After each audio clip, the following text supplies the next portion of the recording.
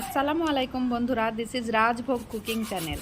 আজ আমি আপনাদের জন্য নিয়ে এসেছি একটি টক ঝাল আমড়া রেসিপি। তো এর জন্য আমি নিয়ে নিয়েছি 3টে আমড়া। তো আমি এখানে কিন্তু বিলিতি আমড়ার করেছি। তো আমড়াগুলোকে আমি গ্রেটিং করে রেখেছি, আর আমড়ার মাথাগুলোকে আমি আলাদা জায়গায় রেখে দিয়েছি ডেকোরেশনের জন্য। তো আমার আমড়াগুলো গ্রেটিং করা হয়ে গেছে। এরপর আমি নিয়ে নেব ধনেপাতা। ধনেপাতাগুলিকে আমি সুন্দরভাবে ছোট ছোট করে কেটে নেব। তো আমি কিন্তু বদমাস পাতাগুলোকে কাটা শুরু করে দিয়েছি। তো এবার আমার কাটা হয়ে গেলে আমি এখানে দিয়ে দেব কাঁচা লঙ্কা। তো কাঁচা লঙ্কাগুলিকেও আমি ছোট্ট করে কেটে নেব। আমি এখানে 3টে পরিমাণ কাঁচা লঙ্কা নিয়েছি। এরপর আমি 2টো শুকনো লঙ্কা ইউজ করব, তাই কারণে আমি 3টে নিয়েছি। ঝালের পরিমাণটা আপনারা যে যেমনভাবে খেতে পছন্দ করেন তেমনই দেবেন। তো আমার এখানে যেহেতু 3টে আমড়া, তাই আমার 3টে কাঁচা লঙ্কা এবং 2টো শুকনো লঙ্কায় এটা মোটামুটি একটা ঝাল চলে আসবে।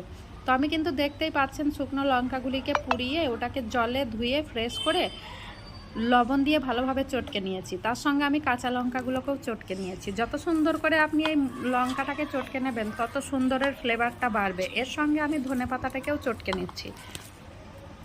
এবার আমি ইউজ করব আমরা গ্রেটিং করে রাখা আমড়াগুলোকে। তো আমি এবার হাতের সাহায্যে এটাকে আমার ওই চটকানো লঙ্কার সঙ্গে ভালোভাবে মিশিয়ে নেব। এটা কিন্তু আপনারা হাতের সাহায্যেই মেখে নেবেন। হাতের সাহায্যে সুন্দরভাবে যত সুন্দরভাবে মাখবেন তত সুন্দর কিন্তু এর ফ্লেভারটাও আসবে।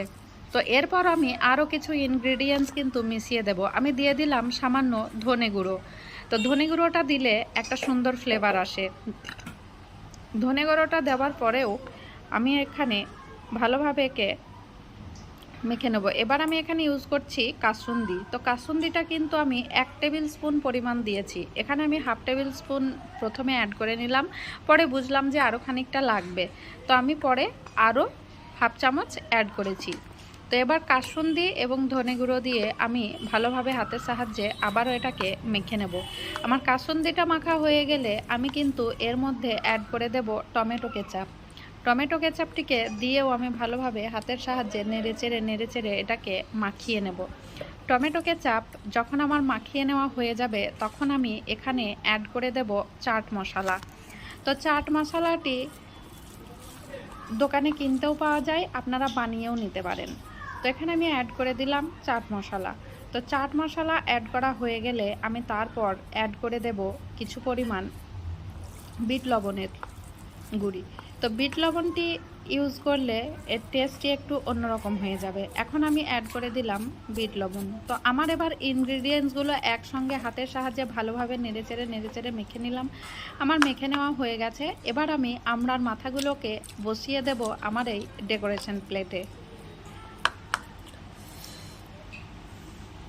তো দেখতেই পাচ্ছেন কত সুন্দর হয়ে এসছে। আর আমি বসিয়ে দিলাম আমড়ার মাথাগুলোকে। তো আমার এটা হয়ে গেল আমড়ার মাথা চচ্চড়ি। আমার এই রেসিপিটি একদিন আপনারা বানিয়ে খেয়ে দেখবেন কেমন হয়েছে, সেটা কমেন্ট বক্সে লিখে জানাবেন। ধন্যবাদ।